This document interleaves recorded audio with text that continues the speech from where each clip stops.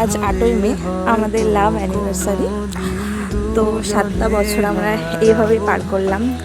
তাই আজকে সন্ধ্যেটা সেলিব্রেট করতে আমরা দুজন মিলে বেরিয়ে পড়েছিলাম আমার দাদার নতুন ক্যাফেতে, খড়কুটো আড্ডালয় ক্যাফে, যেটা নতুন দাদার ওপেনিং হয়েছে কুতুবপুর মোড়, মানে আমাদের হাইওয়ের ওপরেই। তো স্নেহা রাহুলকেও আমরা ইনভাইট করেছিলাম। তারপর আমি কেক নিয়ে চলে এসেছি, আর কেকটা আমি নিয়েছিলাম হচ্ছে অর্কমিতা, মানে আমাদের একটা রিলেটিভ যার বাড়ি হচ্ছে আগরপাড়া। খুব সুন্দর কেকটা ছিল।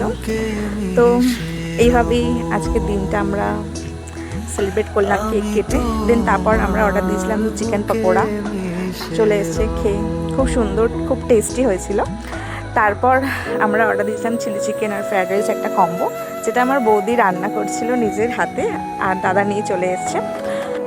খুব সুন্দর টেস্ট হয়েছিল। আর এভাবেই আজকের দিনটা আমরা কাটালাম একসাথে দুজন।